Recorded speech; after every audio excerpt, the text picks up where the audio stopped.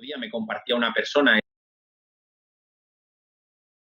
es que me entran unos pensamientos que a veces digo, tranquila, o sea, a veces los pensamientos muchos no son nuestros. Hablabas antes de los medios de comunicación. Desgraciadamente, una de las cosas que tuve que hacer en un momento dado es la desconexión absoluta de todo lo externo en términos de prensa, en términos de... Eso me dio paz, me dio tranquilidad, me dio mucha ecuanimidad, porque bien, verdad que a veces me dicen, es que tú no sabes ni lo que pasa en el mundo. Es verdad, lo reconozco, muchas veces no sé nada de lo que... Pero eso me permite que la calidad muchas veces de los pensamientos o los flujos de pensamientos no sean tan agresivos y tan incesantes como los que tenía antaño. Entrevistas cuánticas. Sandy. Considero que la evolución social comienza en el conocimiento de lo que somos. Descubre información útil y alternativa, un poder infinito que nunca nos contaron. Despierta, sal del artificio y decide tu vida. Periodismo cuántico con Estefanía Ríos González en www.periodismocuántico.com. ¿Te suscribes al canal?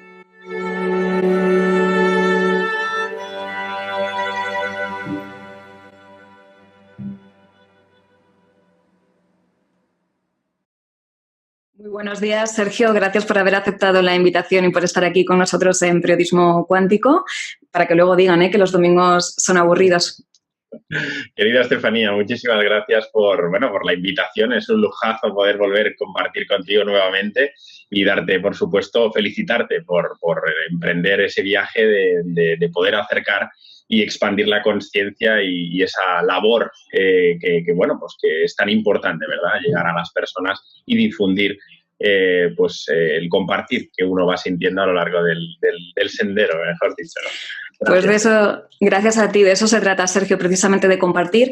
Por eso, si me lo permites, espero que no te lo tomes a mal, pero voy a huir de cualquier tipo de presentación, de descripción, porque creo que al final lo que hace es limitar a la persona. Para mí eres mucho más grande que cualquier cosa que pueda decir, sobre todo por lo que yo siento cuando te escucho y por lo que me transforman tus palabras, ¿no? Entonces me gustaría que cada persona que pueda llegar a este vídeo lo viva como un momento nuevo, que en realidad es lo que es, y que esa información vaya navegando a cualquier lugar de su conciencia, de su corazón o de su mente, ¿no? Que precisamente son estos términos que vamos a manejar. Una de las cosas que sí que creo que te definen, entre muchas otras, es la sabiduría o el ahondar en el conocimiento de los grandes pensadores, de las grandes voces, especialmente de Oriente. Creo que es así, si no me corriges, ¿eh? La primera pregunta, Sergio, que me gustaría transmitirte es ¿qué nos aporta el conocimiento, el pensamiento de Oriente en contraposición o versus a la psicología de Occidente, a pesar de, efectivamente, pues miles de años de antigüedad, ¿no? Y miles de años de ventaja? Sí, mira, es curioso, Estefanía, porque hay un filósofo alemán que supongo que lo habrás podido a lo mejor leer y seguro que muchos de tus oyentes, que es Karl Jaspers. Él habló de la era axial, de la famosa era axial, que hablaba de que había un compendio de una determinada, él hablaba entre el año 800 a.C. y el 200, bueno, en fin. Y ahí aparecieron todos los grandes pensadores, los grandes maestros, hablamos de todas las corrientes espirituales. Por supuesto, luego llegó el cristianismo, pero ahí está metido el confucianismo, el budismo, jainismo, etcétera, ¿no? Y es curioso porque ahí, en ese momento donde aparecen también las escuelas de misterio, aparece también pues las escuelas helénicas, etcétera, ahí hay un cambio de pensamiento muy grande, ¿no? Es decir, ahí empezamos a darnos cuenta y a mirar hacia adentro. Es el autoconocimiento, es decir, el conócete a ti mismo, en definitiva, ¿no? Eso tiene mucho que ver, sobre todo, en relación al pensamiento de lo que me estás preguntando, ¿no? Es decir, si te pudiera definir en una sola palabra qué diferencia, evidente y clara entre Oriente y Occidente, es la construcción de la vida, de la existencia en Occidente está muy marcada de fuera hacia adentro. Es decir, construimos nuestra realidad en relación a todo lo que tiene que ver hacia afuera, es decir, pues elementos sobre todo materiales, también humanos, pero sobre todo materiales, y a partir de ahí entendemos que nuestra realidad externa e interna, pues se construye desde ahí, desde ese punto de anclaje, ¿verdad? En Oriente todo lo contrario. En Oriente, quizás porque los recursos a lo mejor son diferentes, quizás sobre todo por una forma de pensamiento que tiene mucho, sobre todo muy diferente, una posición de vida pues muy hacia adentro, pues conduce a determinar que por supuesto que su realidad tanto interna y externa va al revés, sino que va de dentro hacia afuera. Por eso en Occidente nos cuesta tanto la transformación, porque la transformación tiene que venir de dentro hacia afuera. En cambio, somos muy propensos más al cambio. El cambio es todo lo contrario, va de dentro hacia, o sea, de fuera hacia adentro. Entonces, yo creo que esa es la principal mirada, es decir, la mirada de Occidente va de fuera hacia adentro y la mirada de Oriente está muy marcada de dentro hacia afuera. Pues yo creo que lo has sintetizado súper bien y que has puesto el pistoletazo de salida en un punto perfecto, porque es ese punto de anclaje a partir del cual uno puede empezar a transformarse. ¿Es la mente la puerta de entrada hacia el interior?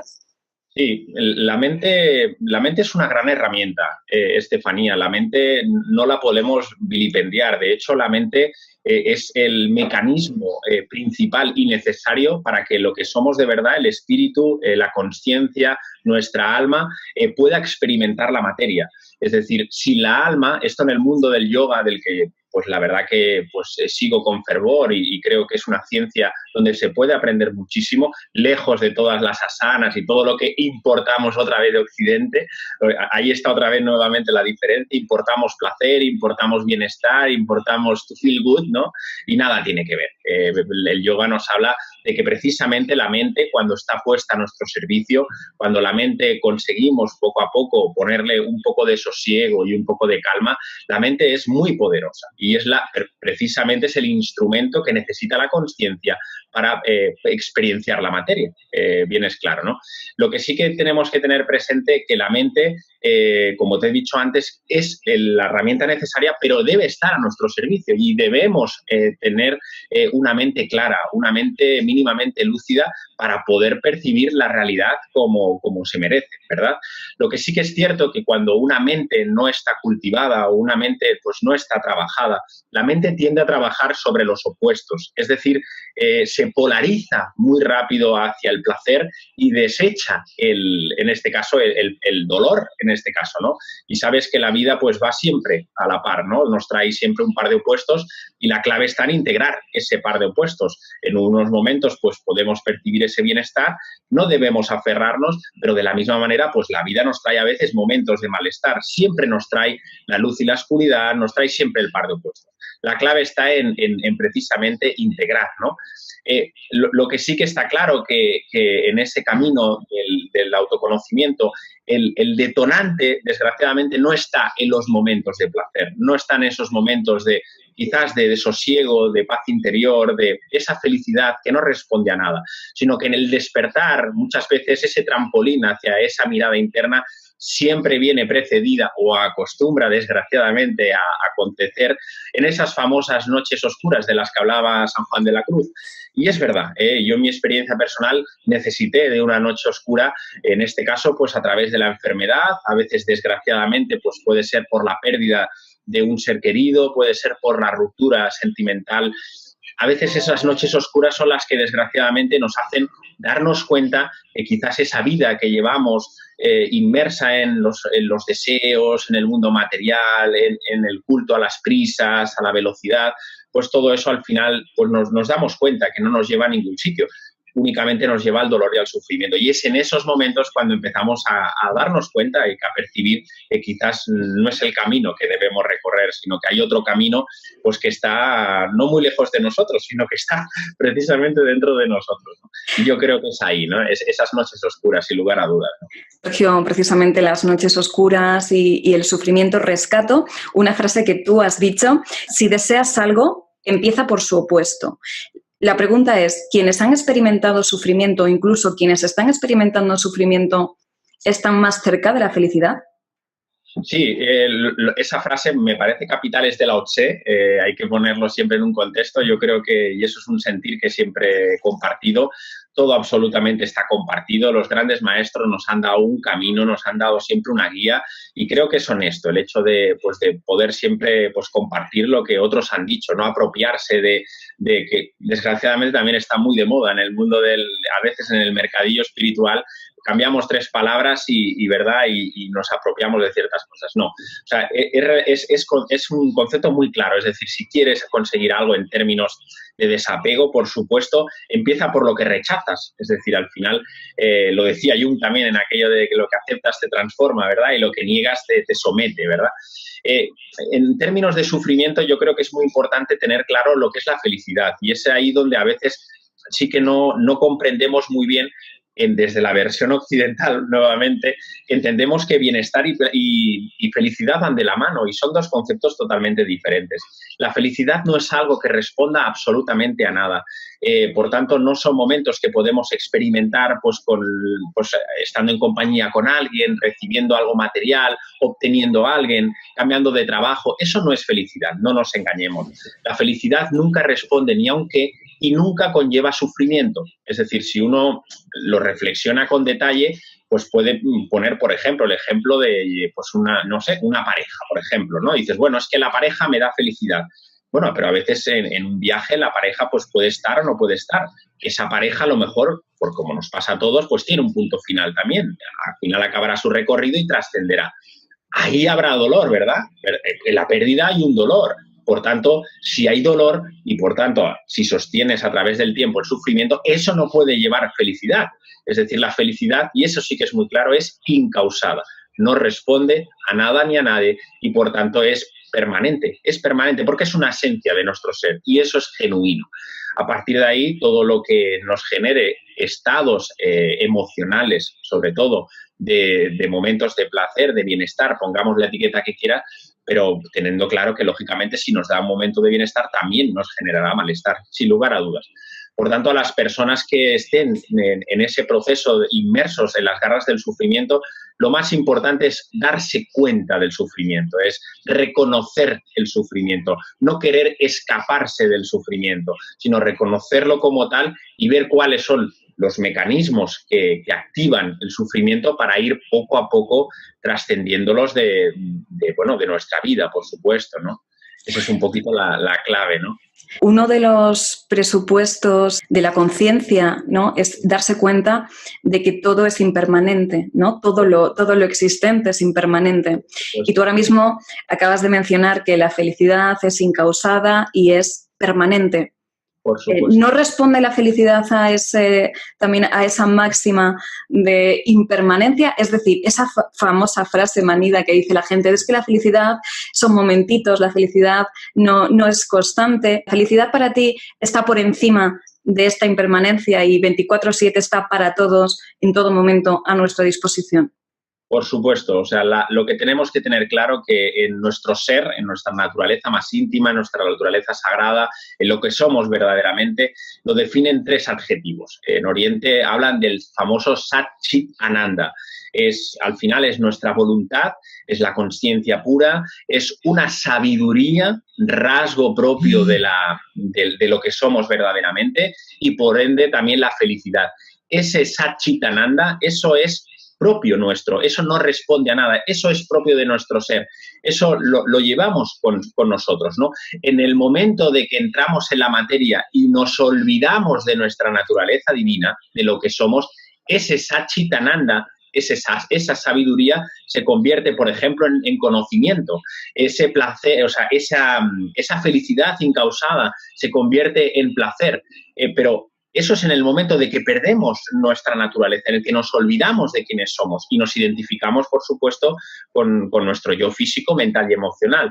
Pero lo que somos verdaderamente, eso es condición sine qua non de que esa felicidad, esa ananda, esa verbigracia que hablaban los cristianos, da igual, el nombre en definitiva es lo de menos, pero eso no responde a nada y eso es una condición nuestra, es la isla esa famosa interior de la que hablaba Buda, que podemos recurrir siempre a ella. Eso está cerrando los ojos, quitándose un poquito el parloteo de la mente, encontrar esa conexión íntima. Eso es Ananda, esa es la felicidad de la que hablamos. Y eso, por supuesto, que acompaña al ser humano y lo acompañará siempre hasta el final de los días.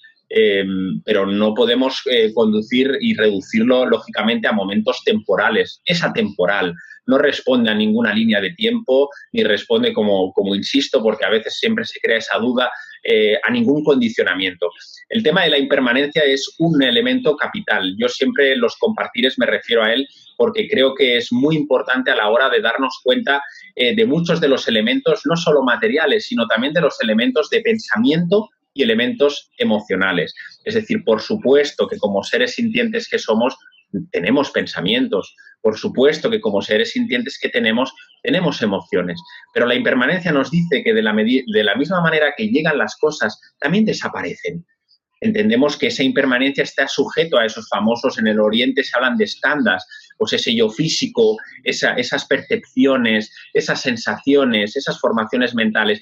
Pero eso tiene que ver con lo perecedero del ser humano, no con lo imperecedero. Lo imperecedero, lo eterno, lo que realmente somos, eso no morirá, jamás morirá, ¿no? Es decir, y eso sí que ahí están esos atributos que realmente pues, son los que sostienen los pilares fundamentales.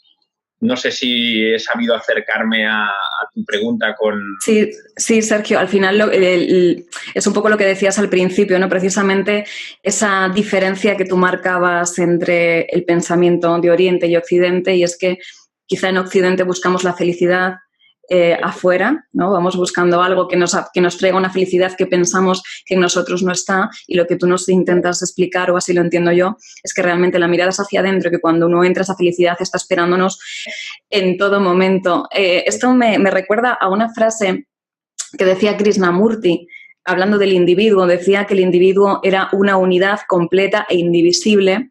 También la conciencia se define como unidad y, sin embargo, antes tú lo mencionabas, que vivimos en esta existencia desde la dualidad. De esta manera, no se entiende muy bien que haya un individuo que es una unidad, es completo, es indivisible, que hay una conciencia única, y, sin embargo, hay personas felices y personas infelices. Entonces, ¿qué obstáculo tenemos que salvar para regresar a esa unidad y que no existan personas felices o infelices, sino que nuestra mente o todo lo que somos lo pongamos al servicio de esa conciencia, de esa unidad y de esa felicidad única? Sí, sí. Al final es lo que tú estabas compartiendo. Hay una unidad y es muy clara, y es una unidad, pero es una unidad que tiene que ver con el ser. Y eso sí que es importante que le pongamos, o con la conciencia, cada uno con donde se sienta cómodo. Y en esa unidad, porque a veces hablamos de la vida, es que la vida, ¿no? La vida somos nosotros. Y la vida se despliega a través de ti, se despliega a través de mí, se despliega a través de todos los seres sintientes. Y es ahí la gracia de la diversidad. Por eso hablamos siempre de una unidad en la diversidad. La forma en la de percibir las cosas, cuando entran ya los procesos mentales, cuando entran los procesos emocionales, cuando entra la identificación al personaje y el aferramiento al personaje, uno de los rasgos identificativos, por supuesto, es precisamente la dualidad. Es decir, la mente no cultivada, porque una mente cultivada y trascendida en relación a los opuestos, en relación a la fragmentación que hace de la vida, es el ejemplo claro. La consciencia es un espejo. El espejo únicamente refleja, ¿verdad? El espejo no opina si esto está bien, si esto está mal. Un espejo roto, cuando se cae al suelo, se fragmenta. Y vemos ese espejo que era uno y lo vemos en diferentes partes, ¿no? Pero al final sigue siendo un espejo. Entonces, la idea es empezar poco a poco a poner orden en nuestros procesos mentales y emocionales para percibir que entre tú y yo no hay diferencia, pero somos uno desde la consciencia, no somos uno desde la personalidad o desde tu yo físico, mental y emocional. A veces lo hablaba no hace mucho con un gran amigo que es Emilio Carrillo, y hablábamos justamente de todo esto, ¿no? De que ahora, pues, desde la psicología occidental se ha hablado mucho del espejo, de las sombras. Bien, todo esto está muy bien, pero yo soy tú y tú eres yo cuando somos desde la consciencia. Yo soy tú y tú eres yo, pero no soy desde tu yo físico, mental y emocional. Yo me puedo proyectar ante ciertas cosas, pero hay ciertas cosas de ti que no son mías, no las asumo como tal, las asumo desde la consciencia. Entonces, hay que tener muy presente, y vuelvo otra vez a insistir, que esa unidad de la que hablamos la tenemos que percibir desde lo divino, y no lo podemos en ningún caso percibir desde la mente, desde una mente, vuelvo a insistir, poco trabajada. Cuando somos capaces de poner a la mente a nuestro servicio mínimamente, cuando somos capaces de esas gafas ponerle un poco de nitidez, para poder ver la vida. Ahí sí que empezamos a tener atisbos de que pues la vida es una, que no hay diferenciación entre un árbol, entre un ser sintiente, entre cualquier ser humano y nosotros. Pero, insisto, tiene que ser desde una posición de discernimiento, y el discernimiento no se cultiva desde la mente concreta, desde la mente parlanchina, que es donde tratamos de ver la unidad, y desde ahí no la vamos a poder ver nunca. No sé si te responde. Dices, Sergio, una unidad en la diversidad. Creo que es una frase de Kabir, si no estoy mal. Kabir, por Puede supuesto, ser. Precisamente esto me lleva al conocimiento al final, que es, digamos, tu pelea, ¿no? Y todo lo que transmites siempre haciendo eco de las voces de otros, ¿no? De grandes sabios y de grandes maestros que nos han aportado tanto conocimiento y tanta sabiduría. Al final ese conocimiento, desde mi punto de vista, y yo creo que desde el tuyo vas a estar de acuerdo conmigo, es evolución. Cuando aportamos información, aportamos conocimiento, podemos dar un salto y seguir creciendo. Es verdad que yo ya no creo en los métodos del periodismo tal cual es en la actualidad, ¿no? Pero sí que sigo creyendo en la base, en el fundamento del periodismo, que es liberarnos a través de la información, evolucionar a través de la información y transformarnos a través de la información. Cuando alguien precisamente está en esa transformación, está evolucionando, ha elevado un poquito su conciencia y está más cerca de sentir esa unidad o ya lo siente, pero está en una sociedad, en esta diversidad, en una sociedad que probablemente no vea las cosas de esta manera. Y evidentemente tampoco se trata de ser unos ermitaños de asfalto, ¿no? Que aislarnos del mundo y no vivir en sociedad. Precisamente desde el periodismo y desde este tipo de información, a mí lo que me gustaría es integrar esta información a todo el mundo y no a unos pocos iluminados. ¿Cómo podemos facilitar estar inmersos en una sociedad fragmentada, en una sociedad de pensamiento diverso, donde hay conflicto, donde las personas probablemente o muchas de ellas no ven las cosas como tú? ¿Cómo se puede convivir pensando en la unidad desde un punto de vista tan fragmentado y tan diverso? ¿Cómo podemos explicarle a alguien que no hay que luchar por la paz, que la guerra no es el medio para llegar a la paz, que no somos quien para decidir sobre la vida de los animales, que no somos víctimas de las circunstancias sino responsables de ellas? Es decir, cuando uno toma conciencia de cuál es su papel en el mundo, si decimos a un político no es distinto a nosotros, sino que es un reflejo de lo que somos. Cuando empezamos a tomar conciencia de cada cosa que nos está rodeando, pero los demás no, ¿cómo hacemos para convivir en sociedad bien y seguir nuestro camino de evolución? Mira, hay un proverbio sufi que lo utilizo con mucha frecuencia porque precisamente me ayuda mucho a veces a tomar conciencia de lo que dices, ¿no? Y dice, hay que estar en el mundo, pero sin ser del mundo. O sea, al final es una posición que dices, bien, vivimos en el mundo en el que vivimos, por supuesto, pero cuando entramos en un estado, en un proceso de conciencia y tratamos de recuperar, simplemente darnos cuenta de quiénes somos, empezamos a darnos cuenta que hay cosas en el mundo, por supuesto, que están ahí presentes, pero que no tienen nada que ver con nosotros. Es decir, que sabemos que hay información, pero que también hay desinformación. Y de la misma manera que hablábamos de esos pares de opuestos, tenemos la capacidad, la consciencia de empezar a darnos cuenta y de percibir dónde está nuestro camino. ¿Qué quiero decir con todo ello? Es decir, al final todo esto no deja de ser estados de conciencia. Yo me pongo, por ejemplo, yo hace 5 años, Sergio no pensaba y sentía de la misma manera. Es decir, mi estado de conciencia hace 5 años era el que era, ni bueno ni malo. A día de hoy, Sergio, gracias a las experiencias, porque la vida, lo único que nos hace cambiar nuestro estado de conciencia son las experiencias. A medida que vamos entrando en experiencias, empezamos a percibirnos y a percibir la realidad de otra forma, ¿no? Eso, en definitiva, le pasa a todos los seres humanos. O sea, se perciben a sí mismos y a la realidad de acuerdo a las experiencias que van haciendo. Yo siempre digo, para mí, y así lo percibo yo y así lo siento, la mejor forma de querer transformar el mundo, y como decía Gandhi, ojos nuevos para un mundo nuevo. Es decir, esa transformación externa que tanto anhelamos tiene que venir precedida de una transformación interna. Entonces, ¿dónde está la llave de todo esto? Es decir, ¿cuál es la herramienta que todos podemos poder gritar a 4 vientos para que, oye, empieza ya, con tu ejemplo? Eres el ejemplo que tú necesitas las personas. Yo trato humildemente, en mi proceso estoy, en mi camino, por supuesto, pero trato con mi presencia de poder, con mi ejemplo, no soy ejemplo de nada, pero ejemplo de para que otro ser se pueda ver en mí mismo.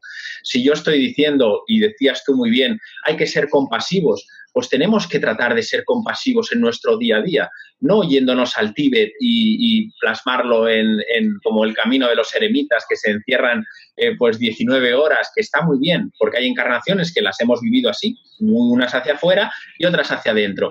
Pero nuestra espiritualidad, la conciencia está en nuestro día a día, yendo a comprar el pan, que la gente se puede impregnar de lo que somos, sin hacer espavientos, sin hacer alardes de nada, sino simplemente con una mirada, con un gesto, con una ayuda, viviendo desde la austeridad, tranquilo. No quiere decir pues no tener absolutamente nada, por supuesto, pero percibiendo dónde están esos destellos de lo que somos verdaderamente. Y cuando con nuestro ejemplo podemos salir a la calle, estoy seguro que todo eso puede ayudar a otras personas, ¿no? Sin necesidad de cambiar lo externo, porque, por desgracia, todo lo que tiene que ver con cambio al final viene de la mente. Todo lo que viene con la transformación tiene que ver con la consciencia y es muy importante entender muy bien el significado. Y, por tanto, lo que sí diría es, sal a la calle dando tu mejor versión para que otro ser humano se pueda reconocer a través de ti. Y yo creo que ese también ha sido uno de los grandes mensajes que nos han dado los grandes seres humanos, ¿no? Déjate de pelear, déjate de luchar, empieza por ti, conviértete tú en el propio sendero, deja de técnicas, tú contigo mismo. Y a partir de ahí, pues, sal a la calle a poder, pues eso, compartir, deja el competir, trata de dar lo mejor que tienes contigo mismo gracias a otros seres humanos también que puedan impregnarse. Yo creo que esas son las grandes cosas que las llevamos todos, los llevamos todos dentro. O sea, no es algo que tengamos que aprender en ninguna universidad, en ninguna escuela, sino todos esos rasgos y destellos de nuestra divinidad, pues que realmente se puedan plasmar en nuestra cotidianidad. Simplemente eso. Hablamos constantemente del conocimiento y al final es una sabiduría que, como tú acabas de mencionar, es intrínseca, ¿no? La llevamos dentro. Yo recuerdo, hablando un poquito de esto, recuerdo en la entrevista que hicimos, porque yo tuve la suerte de entrevistar previamente, no hace muchos meses además, a Sergio en Mindalia Televisión, y yo me quedé con los comentarios, con las impresiones de las personas y, por supuesto, la mayoría de los comentarios iban dirigidos a destacar tu genio, ¿no? Y lo bien que hablabas, pero también había personas que hablaban de la dificultad, ¿no? Decían, es que él está iluminado, ¿no? O es que para mí es muy difícil de comprender. Tú decías que evidentemente no era intelectual, ¿no? Sino trascendental, pero ¿es un conocimiento que empieza por la teoría o es un conocimiento que primero te toca y que luego tú, cuando te empiezas a abrir a ello, indagas y te informas y evolucionas en ese sentido? Efectivamente.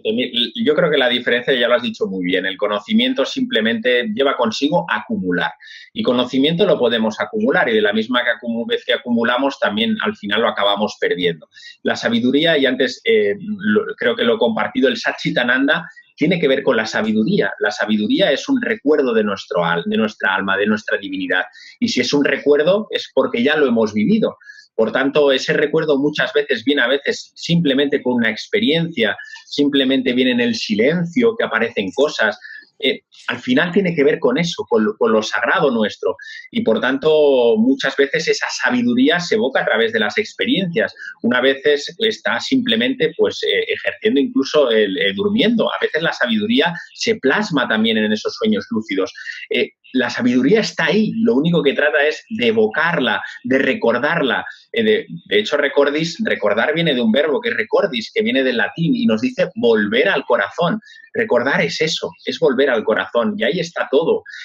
Lo que pasa que a veces ese proceso lo hacemos desde lo intelectual, lo hacemos desde lo racional y lo hacemos desde la mente. Y la mente ese proceso no lo puede hacer, porque esto tiene que ver con lo trascendental. Y lo trascendental tiene que ver con lo superior. Y no podemos llegar desde lo concreto a lo superior, sino que tenemos que plasmar lo que somos. Y tenemos que desarrollar lo que somos, porque lo que somos, Estefanía, ya lo somos. Es que esto es lo curioso. O sea, lo que somos de verdad, nuestra naturaleza primigenia, no hace falta ir a ningún sitio, no hace falta recorrer nada, no tenemos que emplear ninguna técnica, sino simplemente evocarlo, plasmarlo en nuestro día a día. Por tanto, todos somos sabios, por supuesto. Lo único es cierto que el proceso, el desarrollo evolutivo en consciencia, pues cada ser humano pues lleva sus tiempos, lleva sus ritmos, unos llevan más encarnaciones, otros llevan menos encarnaciones, y ese evocar y ese recuerdo pues se hace de acuerdo al proceso evolutivo de cada ser humano. Pero eso está, nuestra alma ya lo sabe. Platón lo expresaba muy bien, decía al final, la reminiscencia que simplemente es un recuerdo de nuestra alma. El conocimiento, entre comillas, que él decía, únicamente es un sucedáneo de nuestra sabiduría que viene del alma. Por tanto, no entremos tanto en lo intelectual, sino más en lo trascendente. En preguntarnos en silencio a veces simplemente un pequeño ejercicio, pues decir, le voy a dedicar hoy media horita de mi vida con los ojos cerrados a hacerme preguntas trascendentales. ¿Quién soy yo? ¿Qué es la vida? Y no hace falta acudir a ningún libro. Seguro que en un momento de silencio hay algún susurro, a veces en forma de intuición, a veces en forma de inspiración, espíritu, inspiración, y eso está ahí. Y por tanto no se aprende ni con teorías, ni con libros, ni haciendo muchos cursos. Agraciadamente, claro. Entonces, Sergio, todos somos espirituales, incluso los que reniegan de ello. Por supuesto, la doble naturaleza del ser humano, quieras o no quieras, siempre nos acompaña. Somos en una dimensión espiritualmente hablando y en otra dimensión, por supuesto, terrenalmente hablando, pues lo que vemos, físicamente, emocionalmente, etcétera. Pero aunque no queramos o aunque queramos, lo que somos, lo somos. Eso es así. Eso está claro que en este proceso de recuerdo, porque al final simplemente es un recuerdo, cuando entra el espíritu a través de nuestra alma en la materia, ahí se produce el gran olvido, el famoso gran olvido del que hablan todos los maestros, de forma consciente también, para que empecemos ese viaje de recuerdo, de darnos cuenta de quiénes somos. Si no, no tendría sentido este juego, ¿verdad? Entonces, por supuesto, quieras o no quieras, lo que somos de verdad, pues somos eso, somos divinidad. Pero es más, nos dicen los grandes maestros que no es que los seres humanos únicamente seamos divinos, es que todo lo que hay en la existencia es divino. Todo es Dios y Dios es todo, como se decía. Todos los seres sintientes, cualquier forma, todos los elementos de la naturaleza, todo está impregnado de esa chispa divina, ¿verdad? Por eso está esa unidad de la que tú antes también compartías, ¿verdad? Suena muy bonito, Sergio, pero te he escuchado decir en muchas ocasiones, con mucha vehemencia y muy contundentemente, que estamos absolutamente peleados con la vida, ¿no? Y que ahí radica también uno de los grandes problemas y de las grandes losas e impedimentos a la felicidad.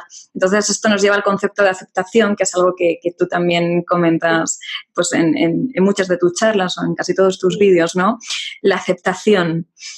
Aceptar la vida tal y como viene, pensando que es una inteligencia muy superior y que ella es sabia y que nosotros no tenemos más conocimiento que ella.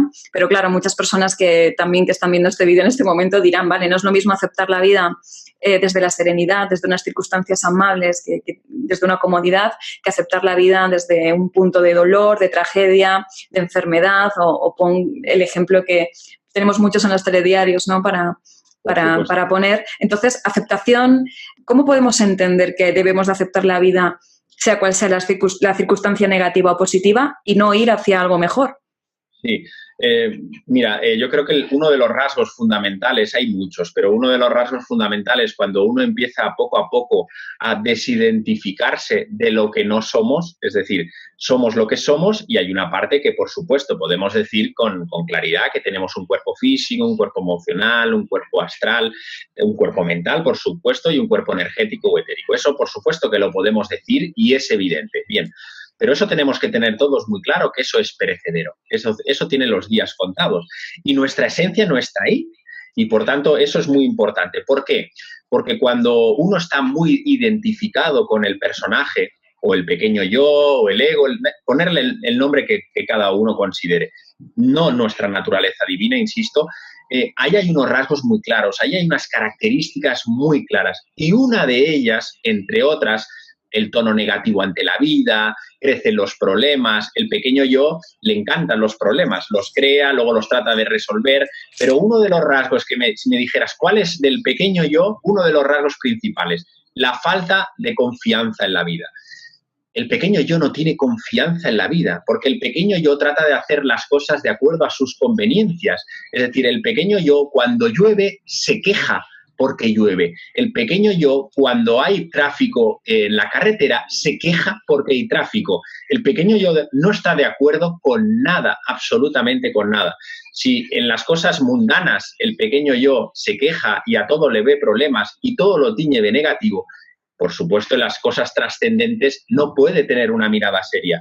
Por tanto, el pequeño yo lo primero que establece en su vida es la desconfianza. Ve amenazas en todo. ¿Pero por qué? Para no perder su supervivencia. Cuando uno empieza a tomar riendas conscienciales de su vida, el pequeño yo se va desplazando poco a poco. ¿Y qué hace el pequeño yo? Se revela. Dice, oye, que yo estoy aquí, que he llevado siempre el mando de tu vida. Ahora, ¿cómo puede ser que empieces a darte cuenta de quién eres y me pongas a un lado y me desplaces? Entonces, uno de los rasgos claros cuando una persona está plenamente identificada con su yo físico, mental y emocional es la desconfianza ante la vida.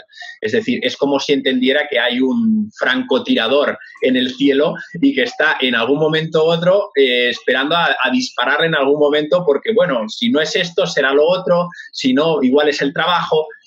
Reina la desconfianza en nuestra vida. Y, por supuesto, si reina la desconfianza en la vida del pequeño yo, la falta de aceptación van de la mano, confianza, aceptación, el binomio confianza, aceptación, por supuesto que estará presente. La falta de aceptación, el pequeño yo se revela, no lo acepto, ¿y por qué? ¿Y por qué? ¿Y para qué? Entonces, claro, es ahí, ¿no? El cambio de conciencia cuando uno empieza a darse cuenta, empieza a ver y a percibir nítidamente que todo está unido, que todo está relacionado, que no existen las casualidades, que todo son causalidades. Yo hoy estoy aquí gracias a las experiencias que he vivido, que sin aquellas experiencias yo no podría estar aquí ahora mismo, ni Estefanía, ni yo compartiendo, ni todos los seres que nos estén escuchando. No, todo está unido, por tanto, eso la mente, nuestro pequeño yo, no lo puede percibir y, por tanto, él entra en esa dualidad de falta de aceptación, falta de confianza y, por supuesto, el pequeño yo, versión espiritual, porque el pequeño yo también se camufla en esos procesos falsos de espiritualidad, a veces con la resignación. Ese es otro rasgo del pequeño yo. Como no acepta y al final dice, bueno, como la conciencia tiene que aceptar, pues entro en otro proceso, que es el proceso de la resignación. Me cruzo de brazos y, bueno, pues porque tiene que ser así. Pero volvemos otra vez a lo mismo. Eso es otro matiz del pequeño yo. Y hay que darse cuenta. Cuando uno se entrega a la vida, Estefanía, se entrega por completo. Tiene claro desde su ser, desde lo más íntimo. Es una sensación difícil a veces de explicar, pero que está bien, todo lo que recibe, sabe qué es lo que corresponde.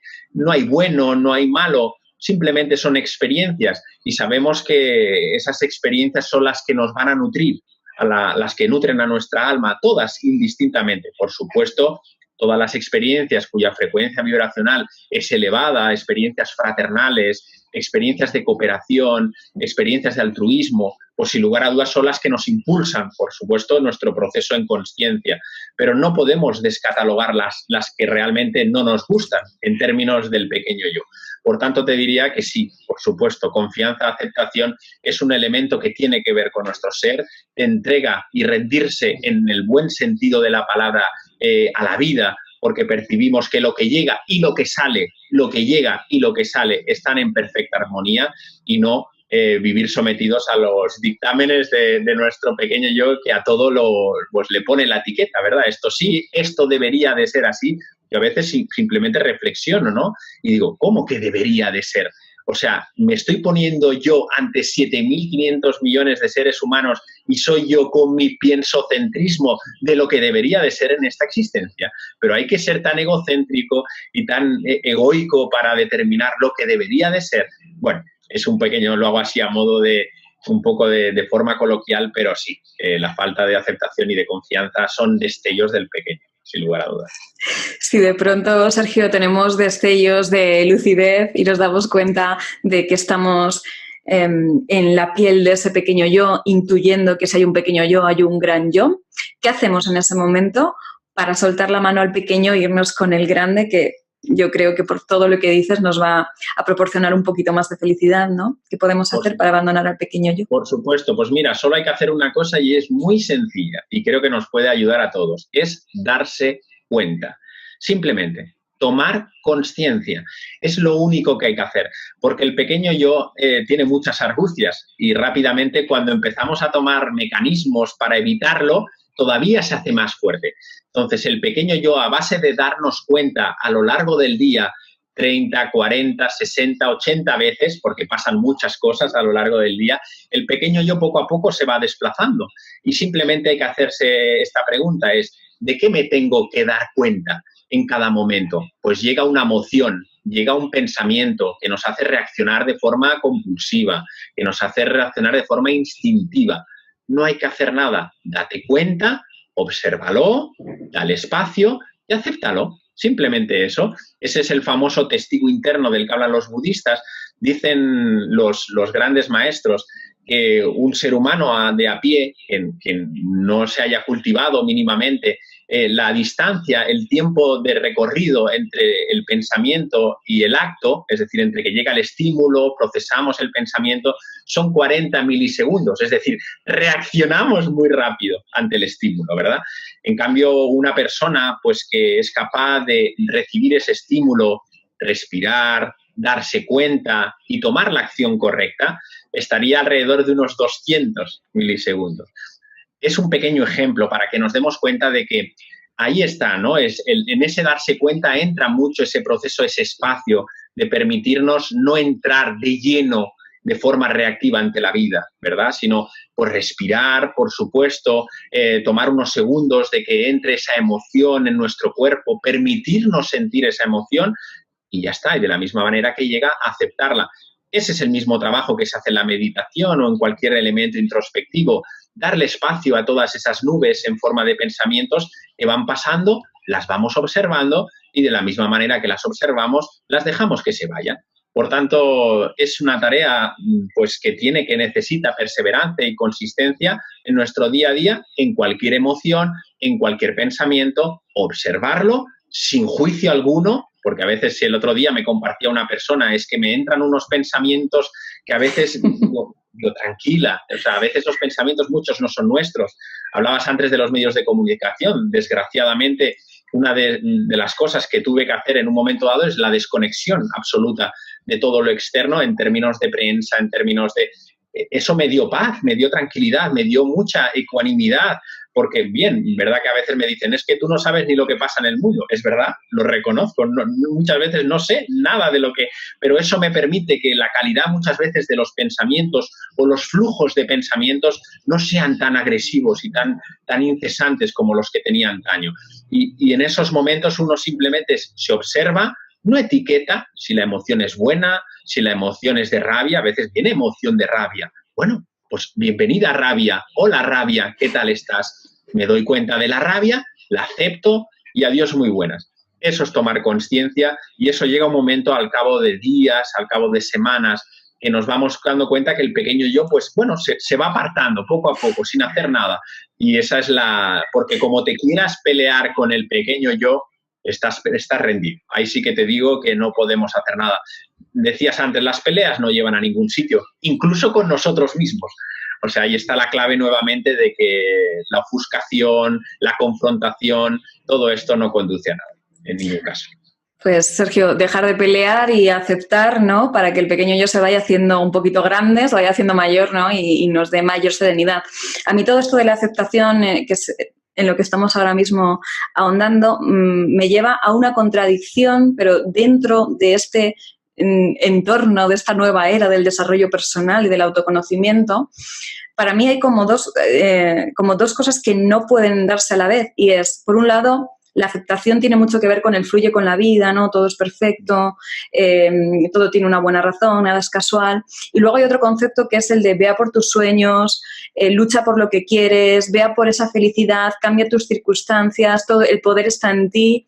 Y para mí es contradictorio, ¿no? Entonces, ¿cómo manejamos o equilibramos este determinismo por un lado y por otro lado esta aceptación y este fluye con la vida?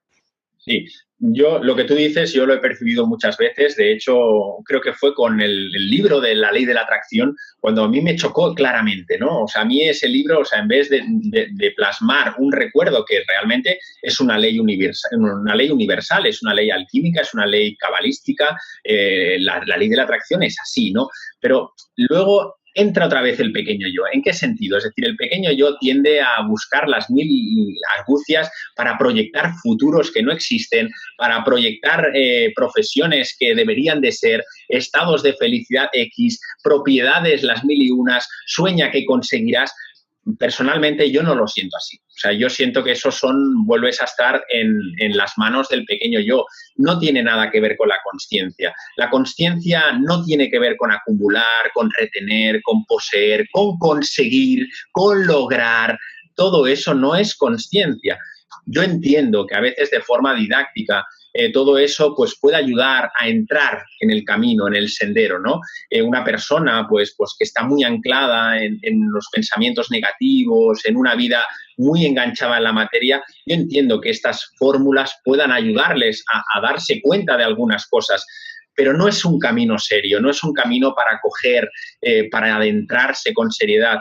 No hay ninguna tradición espiritual seria que te diga que tienes que utilizar una vía, aferrarte a ella para luego conseguir una cosa.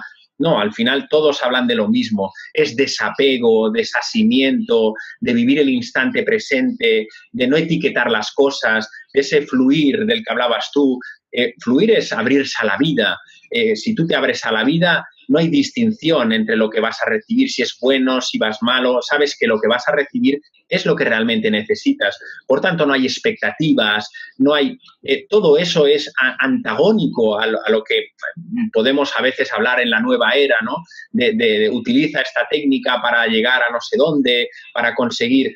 Yo, con todo mi respeto y con todo mi cariño, siento particularmente que eso no... Para mí esos son pequeños atajos que no llegan a ningún sitio. O sea, al final entras otra vez en el mundo de los deseos, en el mundo de las proyecciones, en el mundo temporal, porque ahí aparece el futuro, y cuando hay que recorrer un futuro, ineludiblemente, y eso sí que te lo puedo asegurar, está el sufrimiento esperando. Por tanto, por supuesto que podemos transformarnos, por supuesto, internamente, pero ese trabajo es de dentro hacia afuera. No podemos hacerlo de fuera hacia adentro porque si no estaremos inmersos en las mil y una historias. ¿Que habremos cambiado nuestra consciencia un poco? Pues seguramente, pero eso a largo plazo, así lo siento y lo digo de forma humilde, por supuesto, para mí eso no tiene ningún sentido.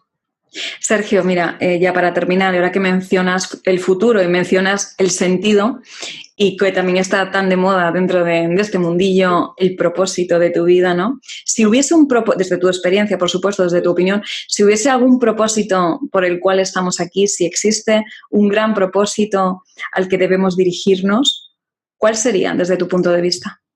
Mira, el otro día lo compartía y decía que nuestra alma, cuando realiza la planificación prenatal, es decir, cuando en el cielo, en el Devachan, en los estados superiores, cuando ya hemos acabado nuestro tránsito y estamos integrando precisamente las experiencias que vivimos en su momento en la Tierra, ya empezamos a planificar la siguiente encarnación.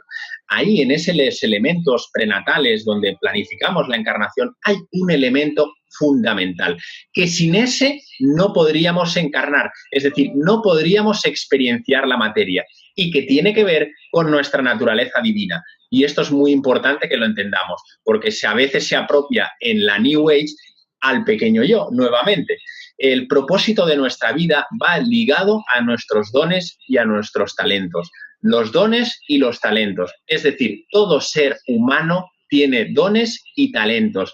Es el vehículo necesario para experienciar la materia desde nuestra dimensión espiritual. Solo tú y nadie más que tú tiene que aportar algo a la humanidad. Nadie lo hace mejor que tú. Eres tú con esas capacidades, cualidades divinas, sea lo que sea. Muchas veces por miedos, porque el pequeño yo pues empieza a boicotear, y ahí sí que es cierto que te dice, bueno, ¿cómo vas a hacer eso? Que se te da tan bien, ese canto, esa forma de tocar el piano, esa forma de entrevistar, cada uno sabe dónde están esa naturaleza, ese rasgo, que es un susurro del ser, es que uno lo percibe. Otra cosa es que uno lo quiera ocultar, otra cosa es que los miedos se apoderen y no lo podamos expresar, pero ahí están, en los dones y talentos, donde está nuestro propósito de vida. Tenemos el deber de desplegar nuestros dones y talentos. Y ahí está el sentido de nuestra vida. A partir de ahí, cuando uno despliega esa parte de sí mismo a través de los dones y talentos, que es, en definitiva, su divinidad, ese es el mayor regalo que estamos haciendo al mundo. Tú estás dando lo mejor de ti, yo estoy tratando de dar lo mejor de mí, que en definitiva es lo que tú eres y lo que yo soy. Y a partir de ahí es cuando podemos discurrir en nuestro propio sendero y podemos ponerle un sentido claro a nuestra vida, que en definitiva es la vida una de la que hablábamos antes. Y no puede haber sentido a la vida si no damos lo que somos de verdad. Lo otro, pues, son sucedáneos en momentos dados que al pequeño yo le puede satisfacer el tener una vida, entre comillas, pues gozosa, tener trabajo a veces pues que nada tiene que ver con lo que uno ha venido a compartir. Yo no digo que esté mal, ni mucho menos. Yo he vivido también esas experiencias y hubo un momento que hubo que despojarse y poner orden y decir claramente, oye, sé honesto contigo mismo. Si sabes perfectamente que ese no es el camino, deja de engañarte ya. A partir de ahí uno tiene que reconectarse, ¿no?, con uno mismo y ponerse al servicio de uno mismo y al servicio de los demás, a través de lo que uno ha venido a regalar al mundo. Yo creo que ese es el mejor dharma, el mejor, ponerle el nombre que queramos, el mejor propósito de vida, ¿verdad?, que podemos dar al mundo. Nuestra mejor versión, en definitiva.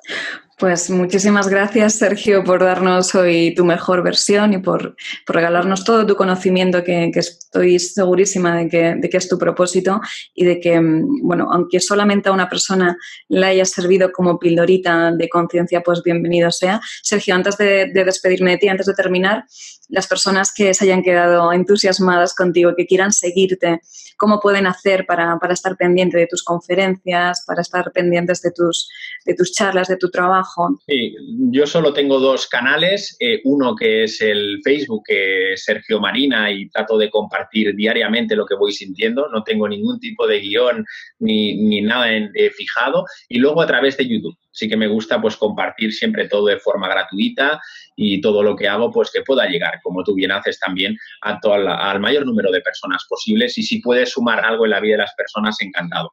Mensualmente también realizo conferencias también gratuitas que puede asistir cualquier persona, para también vamos tocando diferentes temas que vamos compartiendo, y sobre todo yo que voy sintiendo o percibiendo que pueden sumar también en la vida de la gente, en definitiva. Publicamos en el mes de marzo, publiqué con prólogo de Emilio Carrillo también Vivir sin sufrimiento, que fue el primer libro, y ahora está a punto de nacer un segundo libro que ya más adelante daré algunas pistitas en relación a los miedos, que es una temática que sí que creo que, aunque tiene que ver con la personalidad, con el yo físico, mental y emocional, pero es importante comprender muy bien el papel que juegan los miedos en la vida de los seres humanos y de qué forma se pueden trascender para que también podamos reconectarnos con nuestra naturaleza, y tiene que ver con lo que hemos estado hablando en este compartir de hoy, por supuesto. Bueno, sin duda, el miedo, un gran tema que yo creo que da incluso para otra charla, así que nada, estaremos muy pendientes de esa nueva publicación, de ese nuevo libro,